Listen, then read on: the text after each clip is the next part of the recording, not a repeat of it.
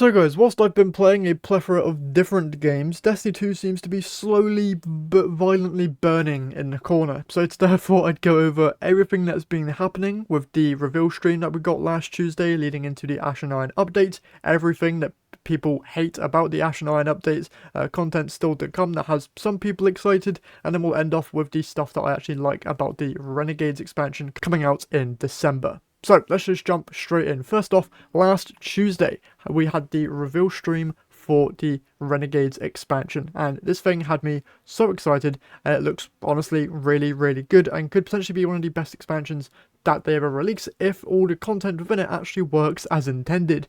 This is to go alongside the Ash and Iron update that launched the same day, and that was met with less than stellar reviews, with most of the content in Ash and Iron not functioning as intended, with the main new game mode killing you whenever you loaded into a new region, which isn't good, alongside the leveling system in the game being completely broken, and then there are just some other more funny bugs with swords with zero ammo now one-shotting raid bosses, and Sturm for some reason giving you a 300% damage boost to all of your abilities, also allowing you to one-shot most bosses in the game. Now those bugs are quite funny, and I actually like them being in the game because it adds some new stuff to basically go and do. One-shotting raid bosses is always fun, but having the new playable content in the form of the new seasonal activity not function as intended isn't a good look at all, especially when most people want to be playing it, but if they play it they get literally smacked in the face with a huge bug that limits their enjoyment in that new game mode. That said, it's not really the most exciting game mode in the world. It's pretty much just the same mode that we had inside of episode 3 Heresy, where you explore a part of a fan favourite destination and then you move on to another section and do the same thing basically. Although this time around the Plaguelands seems to be missing all of its plaguiness, which basically just leaves it pretty barren, boring and dead looking. Now I guess that's the overall design idea that they went for, considering that Siva is pretty much dealt with, but when you say that the Plaguelands is going to return, many people alongside that also believe that the plague itself would return with it, but that doesn't seem to be the case. Bungie themselves seems to just be terrified of adding Siva back in any major way other than adding it to cosmetics within the Eververse store, which is another thing we'll talk about in a minute, but it's just not a good look. Many people have begged and pleaded that Wrath of the Machine be added back into this game, and with the return of the Plaguelands, it even seems that Bungie themselves added parts of the raid back, with many people being able to see the entrance to the raid if you oob out of the map, but they just haven't added that content back into the game yet. We can even see the enemy race that was inside of that raid also being now in the game as actual models. If you look around the returned Plaguelands, you can see this fallen model just around on the floor. So it's possible that they could bring back the raid if they wanted to, but we just don't know all the information yet.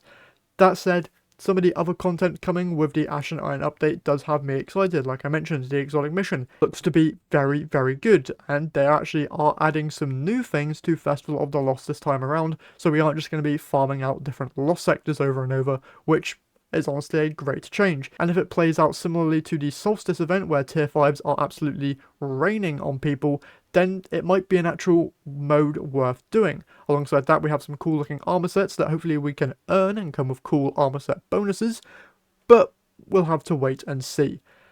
That said, moving on, this week we had the return of Iron Banner, which was initially met with a lot of criticism, with Bungie reissuing or reskinning an armor set, even though in the past Bungie had mentioned that when Iron Banner returns we'd be getting a brand new looking armor set. That was instead just a reskin of a past set that people liked, but the armor set is like multiple years old, and the newer armor in the game in the current state looks just way better than it generally. So many people were upset that Iron Banner was just getting a reskin of armor, whereas Trials of Osiris always seems to be getting some new things added to it, and Iron Banner just being left out to dry here. And due to the amount of criticism Bungie was facing, Bungie actually went and did something that surprised even me, and that was they actually changed the visuals of the Iron Banner armor set to a set that was going to be added to the Eververse store.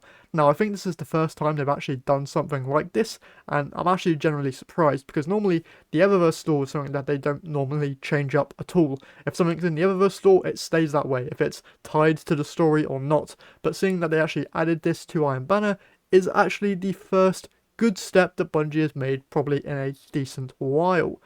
That said, Iron Banner in and of itself hasn't really changed all that much. When they said that they were going to take the mode on hiatus for a little bit, I thought they would actually spend time in changing the mode rather than just updating it to the new events structure of the events home. But hopefully Bungie, in the next time Iron Banner comes around, can actually add something more than just a reprised hand cannon and some other weapons from past events that have no real tie to Iron Banner. That said as well, the armor set bonus from Iron Banner is very, very good. I'll probably have a separate video or a short going over all of it, but the armor set bonus is very good, so that's at least one positive thing to come from Iron Banner. And then, of course, with the negative press, somebody had to come out and say something, and DMG actually has responded to some of the negative backlash around the game currently. So he goes on to state that it sucks that we've been unable to build positive momentum with too many bumps in the roads and missteps. I truly believe we are beginning to shift and head in the right direction, roadmap to come, and I hope it helps us to rebuild trust as we move towards Renegades and beyond.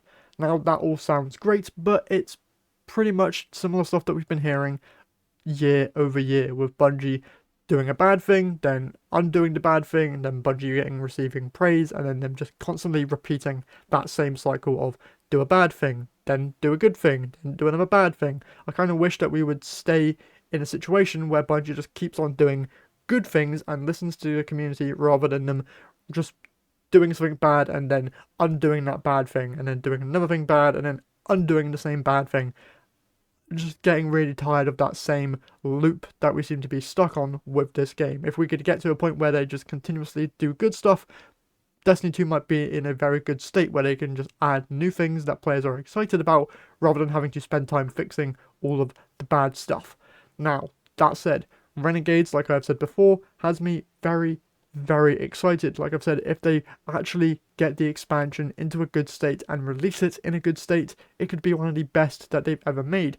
And this one has a lot riding on it because they not only need to impress the Destiny community, but it's also a Star Wars inspired expansion with an actual collaboration from Lucasfilm Games. So they not only need to impress us, but also Lucasfilm Games, as well as Star Wars fans, and also Sony, since Sony seems to be more heavily watching Bungie at this point with all of the negativity around Destiny and the lackluster reviews for the Edge of Fate expansion. So fingers crossed that Renegades comes out and is an absolute banger. I'm very excited for the Exotic Mission to come out, but for the time being, I'm probably going to be just chilling on Destiny 2, playing whatever new content is out. I've been enjoying Iron Banner and getting the armor set there. Once the Exotic Mission drops and Festival of the Lost comes out, I'll obviously be playing that. But there's also a whole lot of other games that also have my interest. I've been loving Borderlands 4, and some of you guys have been liking the content I've been making there. And also Destiny Rising just seems to be absolutely popping off and has a lot of cool content that I want to be playing. So there's a whole lot of other options out there, and I really hope that Bungie is able to deliver content that makes me actually want to play Destiny 2 over some of those other games. That said, we're going to have to wait and see, but let's hope for the best for Renegades and future Destiny 2 content. With that said, that is everything that has happened in Destiny 2 over the last week with the negativity and my thoughts on it, but those are just my thoughts, so be sure to leave yours in the comment section down below. And whilst you're there, if you could, if you enjoyed the video, leave a like and subscribe to the channel, I would very much appreciate it. But with that all said, hope you guys enjoyed, and I'll see you all in the next one.